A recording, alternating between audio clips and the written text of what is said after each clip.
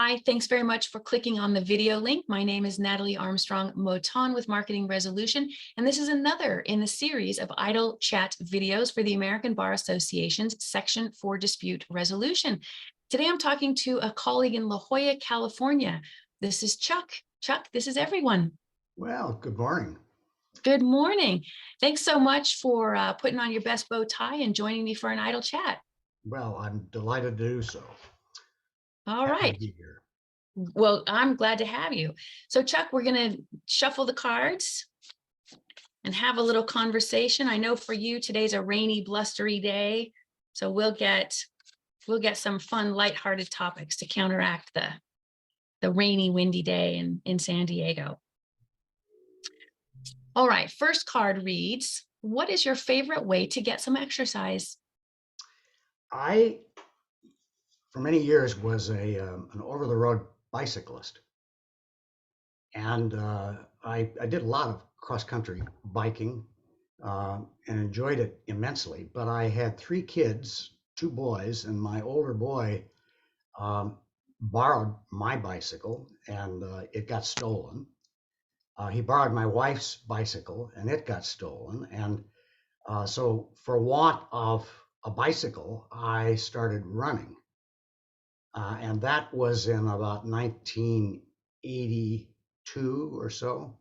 And I've been running ever since. I do confess that each year I seem to run a little slower, and I'm not sure now that I'm really running or just fast walking, but I try to run 3 days a week, and it makes me feel at least like I've accomplished something, and hope at least gets my heart rate going a little bit longer. That's a really good exercise. Yeah. And we can all run regardless of the speed.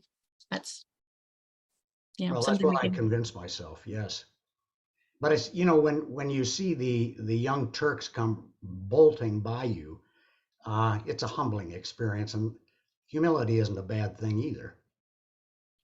Maybe they're just not taking the time to appreciate the good view that you are. I'm going to think about that tomorrow morning when I go out. Yeah.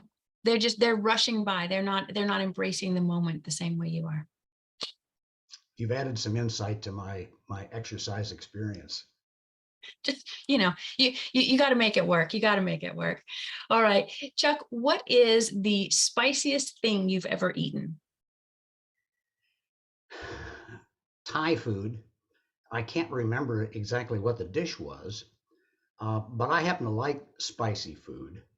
I went to college at the University of Iowa, and one of my fraternity brothers was from Panama. And when we would go out for pizza, he would always just basically coat the top of the pizza with red chili pepper flakes.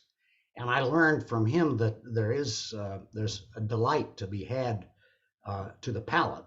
But this particular dish I had was one that really I think was over the top. I generally like food that's different and off the beaten track, and so I'm daring and will generally embrace something that's odd on the menu, even if I don't know what it is. But this was particularly hot, and in fact, as I'm telling you this story, I can still kind of taste it a little bit in the roof of my mouth.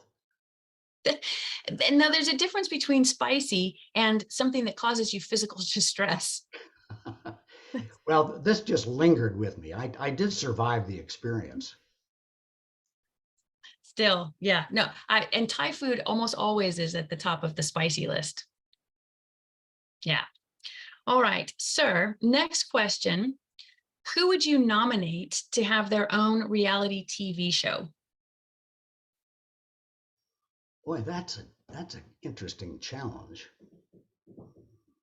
Not having thought about this in advance, I think it would probably be a musician, uh, and it might be somebody who's not in the popular genre, but somebody maybe like Yo-Yo Ma. Um, his name just happens to pop into my mind right now. Could be somebody else along that same category, but uh, having them show us a little bit about the reality of their lives when all we hear is pure perfection uh, at the concert level might be kind of interesting and worthwhile. I think you're right. I think that would be an excellent TV reality show. Yeah, behind the scenes, what it really takes. Ask me the question tomorrow, I might come up with a different answer. But I'll just call you back tomorrow morning. Same bat time, same bat channel. all right. All right. Next card. Chuck, what is the worst thing you've ever eaten out of politeness? I spent a year in Vietnam, and my job was as an advisor to the Vietnamese JAG Corps. I was stationed in Saigon, and one of the responsibilities was to do a lot of protocol compliance. And our counterparts had a big celebratory luncheon that was a command performance. I didn't have any choice but to go, and I didn't have any choice but to eat. And the entire meal was made from a goat. What was served as sort of an aperitif and looked a little bit like a Bloody Mary was goat's blood. And I will tell you that the soup was goat testicle soup. Uh, Fortunately, the menu was in Vietnamese, which I did not read. So I didn't know what I was eating until my counterpart after lunch translated it for me. I think they took great delight in trying to see whether they could get the Americans to squirm. And frankly, I didn't squirm, but it wasn't something that I ordered the next time I was in a Vietnamese restaurant. Good for you. Yeah, and I think that a lot of cultures enjoy the sport of, you know, feeding things that are not a normal menu item, but good for you, not flinching. That was over the top, I have to say. Yeah, yeah. Mm-hmm.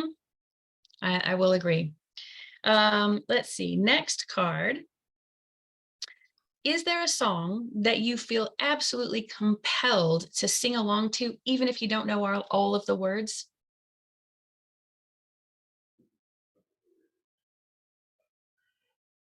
I'm sure there are many songs. I played in a rock and roll cover band all the way through college. Um, I was the drummer, and although I had at that time done a lot of singing and I've done a lot of singing ever since, the other guys in my band never let me sing. I could occasionally do some ooh-ahs in the background or something like that. But I sat for 4 years basically at my drum kit listening to them sing. And so I've got the chord structure and the music down pat. But they never let me memorize the words, or at least I didn't memorize the words. And out of that, uh, the tune that comes quickest to mind is Johnny Be Good. And I always wanted to sing that song, and it's obviously left a scar in my brain someplace. Well, maybe when I call you back tomorrow, you can sing it to me. I'll spend the afternoon working on that one. There you go. There you go. All right. Chuck, when was the last time you slept more than 9 hours? Saturday night, when daylight savings time expired, I um, I'm not slothful, but one of the things that I have enjoyed since retiring from big law and leaving the timesheet behind uh, is that I get up when I get up. I don't, other than an occasional trip when I have to get to the airport early, I don't use an alarm clock. And last Saturday night, Sunday morning was one of those times I just slept till the spirit moved me, and it turned out it was slightly more than 10 hours. Such a nice luxury, isn't it? Uh, I'm in hog heaven. Right, absolutely. And Chuck, I'll ask you the same question I ask all of my guests as the last question, and that is to tell me a little bit about your practice and what you love most about the work we do in the resolution industry. I don't think there is as much difference between being an advocate in the dispute resolution context and being a neutral. As I reflect back on maybe the last 10 plus years of my active practice of law, I spent an awful lot of time trying to be creative and imagining solutions to the problems that people brought to me for some sort of resolution, knowing that most of them certainly didn't want to go to court, and that one of the services I could provide to people was to be imaginative and to encourage them to think creatively about what were they really trying to accomplish. Now, that's just the flip side of what I do as a mediator, and even frankly as an arbitrator. And I do a lot of arbitration and business disputes primarily. But those people they too are looking for a solution, and oftentimes by providing them a sense of fairness and giving them an opportunity to be heard, puts the case in a position where they then can set about to resolve the case either themselves or with the assistance of another mediator. But the thing I like most about mediation particularly is if I can do something, I can think of something that the parties and their lawyers have not been able to think about themselves. And then try to assist them in embracing it as a way to be at peace. Uh, as I said, I had a very active practice as a trial lawyer for 50 plus years, and I really enjoyed it, and I loved being in the courtroom as an advocate. But when it was all said and done, even when you were victorious and your client prevailed, there was so little satisfaction and peace that was purchased in the courtroom. And if I can help somebody be at peace, it's a very fulfilling experience. I think the day is well spent. Oh, I couldn't agree more. Could not agree more.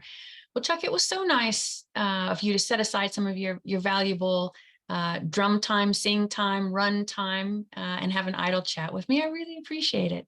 Oh, well, thank you for inviting me. This has been fun. Well, I'm glad you enjoyed it. It was nice getting to know you a little bit. Delight. Delight on my end too. Thank Thanks you. very much.